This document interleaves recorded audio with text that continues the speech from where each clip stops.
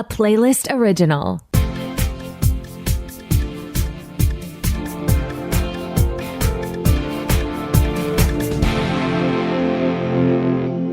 Welcome to the Pilot Podcast, where we review the pilot episodes of TV shows to answer your question, should I watch this? My name is Mitu. And my name is BJ. And this week, we're back in 2024 with our favorite pilot episodes of 2023. So stay tuned as we run down through our favorite shows that we reviewed last year. Ooh, run down, maybe a Run the Burbs hint? Spoiler. Okay, let's get into it. Beej, why don't you introduce our first category, as this is, your community, who you are. Okay, I hear what you're saying, even if listeners aren't picking up on it. You're talking about the sci-fi fantasy genre of television. Yes. Some very exciting shows came out last year. I think the first one that captured a lot of people who aren't into sci-fi and fantasy was The Last of Us on, I think then it was HBO, now it's Max. It might even change names again this year. But this was a video game adaptation. We had zombies. We had everything you wanted in like action and drama, but dark and gritty and violent, but not too violent. I was actually surprised how well received it was by a wider audience. People ate up the Nick Offerman episode. That was a really good episode. I totally understand. I would say the next show that seemed to have it all is The Watchful Eye on Freeform. This one I wanted to include because I feel like it took us both by surprise. I'm not a spooky ooky television person. You're not necessarily a drama, juicy gossip television person all the time, though I know you love The Gilded Age. But in this one, I feel like we get spooky ooky and The Gilded Age and some like mystical elements because you learn that someone is a ghost. You kind of call it pretty immediately. So there's these spiritual elements as well. It's very, very good. So The Watchful Eye was just one that was high drama, high gossip, but also kind of scary, but not too scary for my fellow babies. Gotta have that right balance. And I think School Spirits on Paramount Plus also had that right balance because it is a show all about dead teenagers, but it was a cool twist on a murder mystery where we got to figure out how was our main character murdered. And the acting on that was so good. I was sat every week for that show. You get invested, and that's the sign of a good mystery show. Mm-hmm. I did that with Harlan Coben's Shelter, too, on Prime Video. I did not think that show would be for me. I typically don't do horror, and this was not so scary. It was not all the way to horror, but it was a scary show. There was some violence, but mostly it was very much a thriller. And again, young people trying to figure out who done it.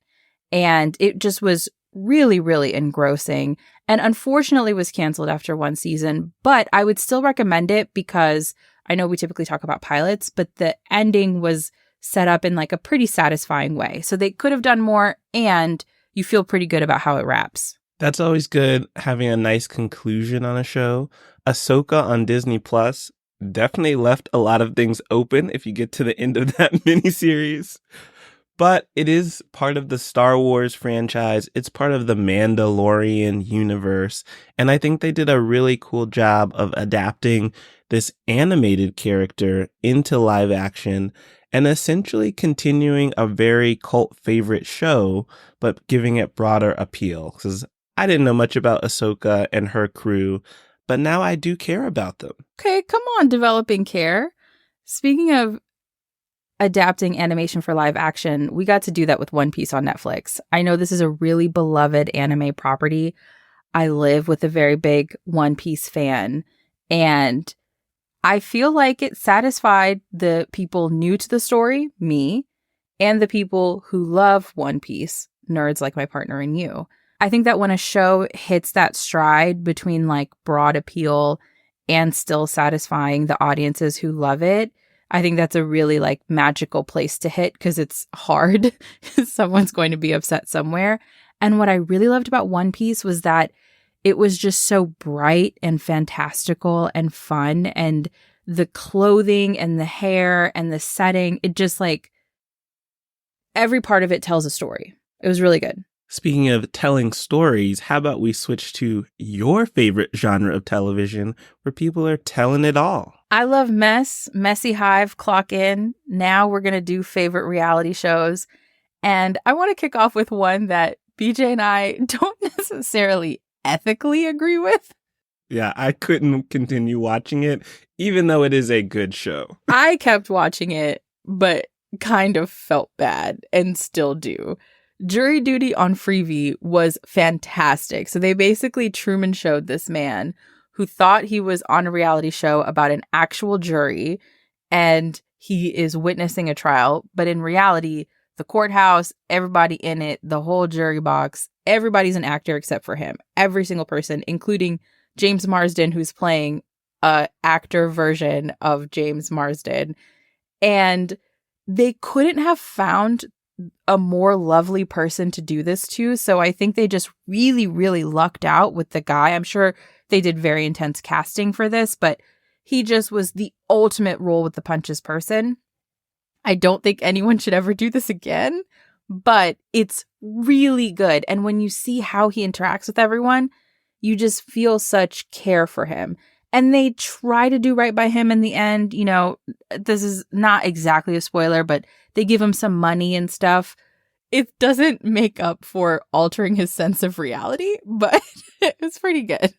And then going from that, where we just have people who know the game that they're playing, House of Villains on E, where all of our favorite reality stars who were labeled a villain or gave themselves the label villain, to be honest, are put in a house, and you see from the start the mind games that are going on with alliances. There's already betrayals in the pilot episode, and I think it really shows the dark side, but also the fun side of reality television, where people lean into, this is the persona, this is what the audience wants me to be, times 10. Yes, so meta, so funny. And you actually don't even need to know much about the characters' histories to enjoy them. It was enjoyable for me as someone who didn't even necessarily watch a lot of the shows that these people were on. Another villain we enjoyed watching, on Breakpoint on Netflix, we focused the first episode on a tennis player who's been made to feel like a villain, an outcast of tennis, not exactly a good boy. And it was just a really enjoyable show. BJ and I are not necessarily tennis people. We're not necessarily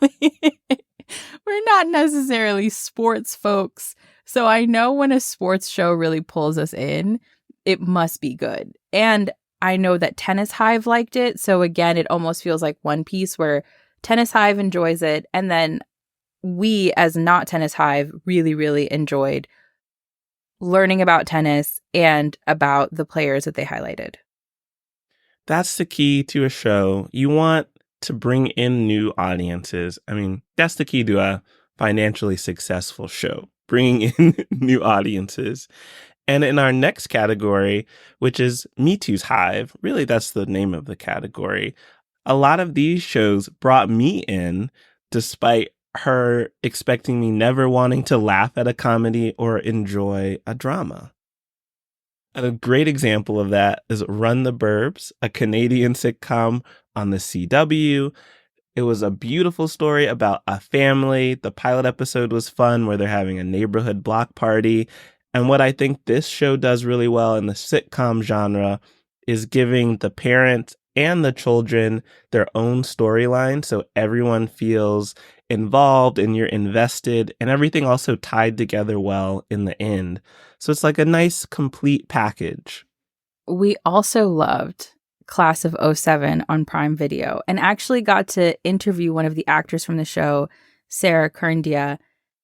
What I loved about Class of '07 is these were women being really bad to themselves, to each other, to their environment, but they also had to band together because the world kind of ended as far as they knew. And so It just was so funny to me. And I love any comedy that shows women not being at all likable. And you really get that with Class of '07, but still you root for them. So strongly recommend that one. I hope that they get more seasons, but even if they don't, it's a really satisfying full first season. And then bringing it back to shows all about family, we have Primo on Freevee. We even got to talk to the actor Johnny Ray Diaz. I will admit, Mitu saw how good this was. It took me a couple episodes to really appreciate this show about a boy and his uncles and his mom and navigating those family dynamics. But I really like that it's all about our main character kind of figuring out his own identity, and that in relation to how everyone around him sees and expects him to behave. And I feel like, I don't know, that's something very relatable, which made this show heartwarming. Look at you coming around on a comedy. Proud of you. Mm-hmm. Oh, thank you. Another show from the Shea Serrano universe is Neon on Netflix.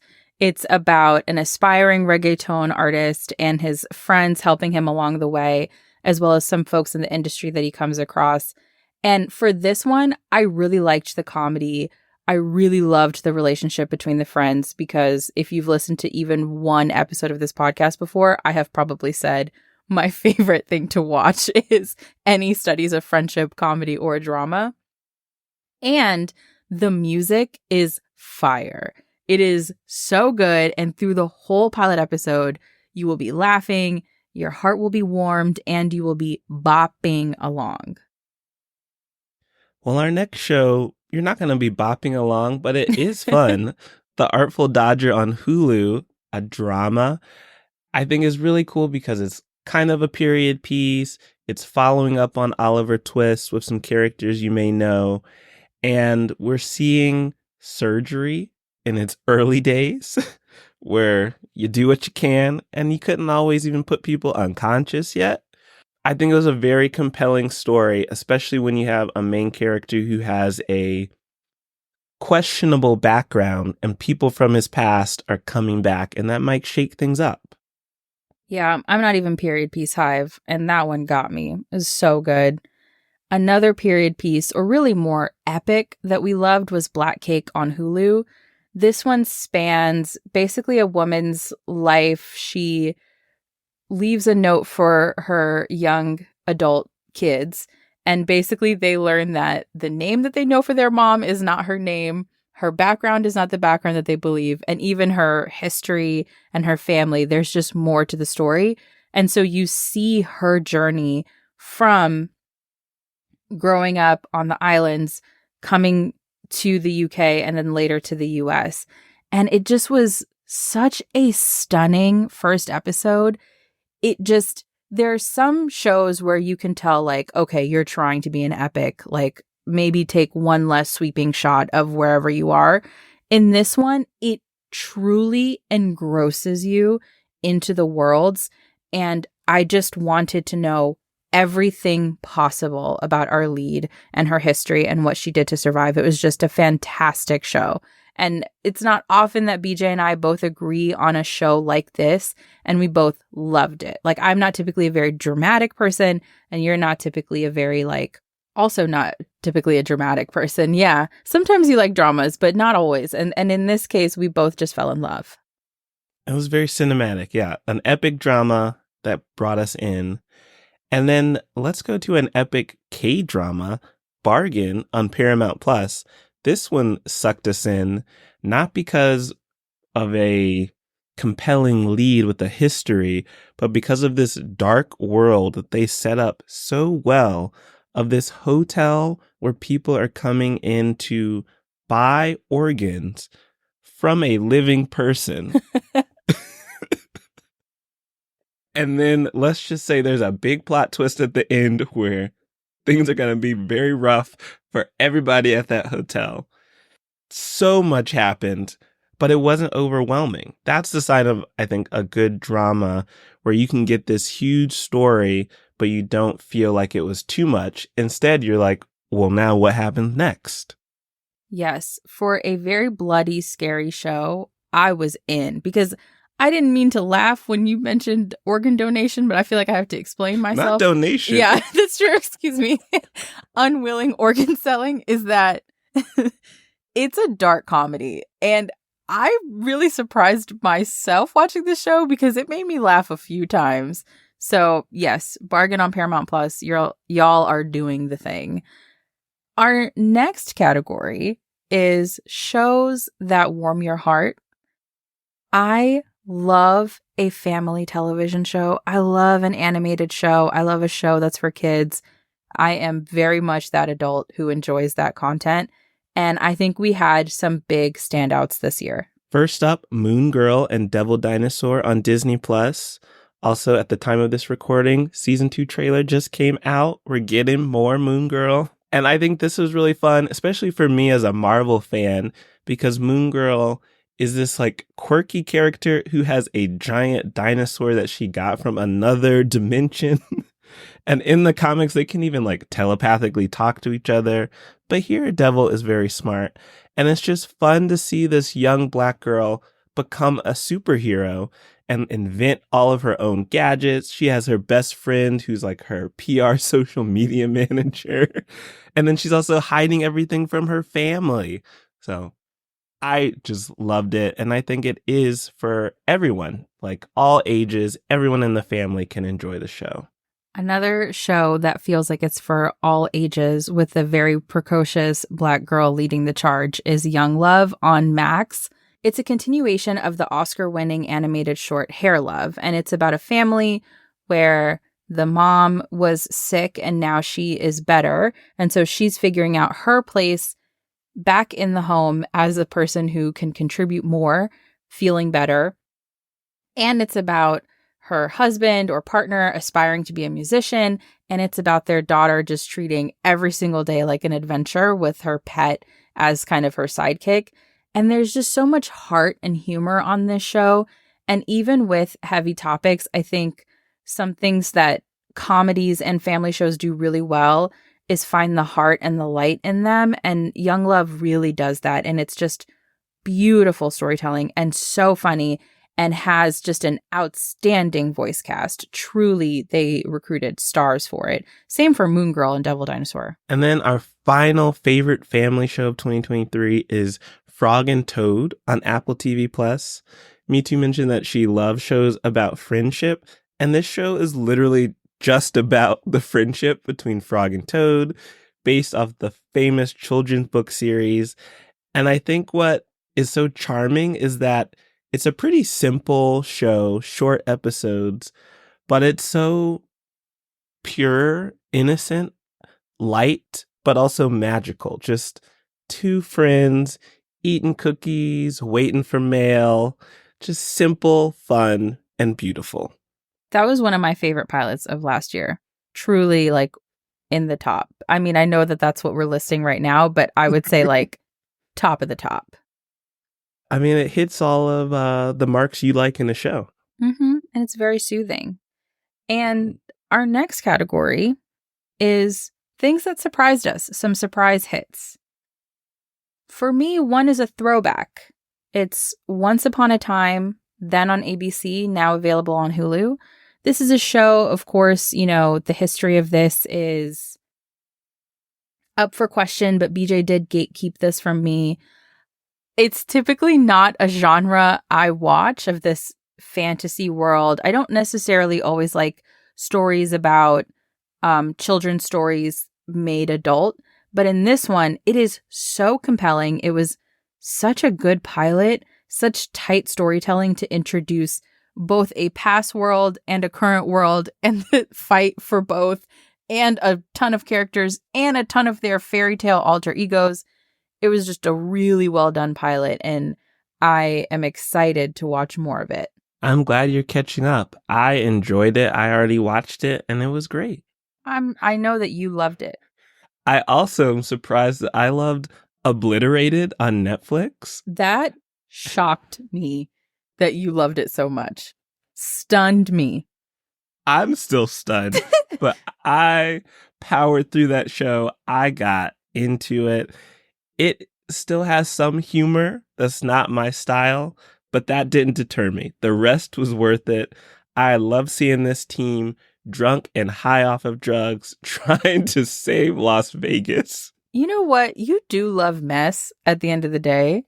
So I think that's what brought you to this, even though you don't typically like gross out humor and stuff. It was just so messy. I could look past the gross out humor, is what you're saying? Yeah. Okay, how about you tell us the final surprise hit of 2023? One more shout out to Hallmarky's podcast, who recommended The Holiday Shift on Roku. And I thought this would just be like a broadly cute holiday show for us to end our last season on. And instead, it was so funny, so charming, such a great pilot, introducing a ton of people and stories really well. And it kind of felt like, and please, Holiday Movie Hive, do not come for me with this, but it kind of felt like Love Actually, but without some of the storylines that are sometimes troublesome when you watch Love Actually. I've heard people say that they like fast forward to just certain storylines because some of them are hard to watch. And in The Holiday Shift, you do not have to do that fast forwarding. You just have individual people with individual relationships, be it romantic, friendship, sibling, family, and how they end up all being interwoven together. So it's just really lovely and light and fun and funny and available for free on Roku. There you go. That was the first Roku show we reviewed. Yeah, shout out. They nailed it. So, Mitu, I didn't ask a question at the beginning, but now that we have gone through our favorite shows of 2023, how about you share with the listeners your hopes for TV in 2024? Ooh, I hope we get to do a lot of laughing in 2024. Of course. Because I'm just a gal who likes to laugh at a comedy. And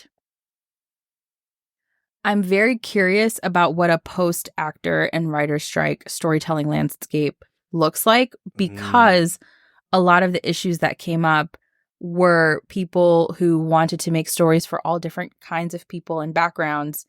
And I hope that we're able to continue getting that. Not to be too serious, but I wonder how that will look in 2024.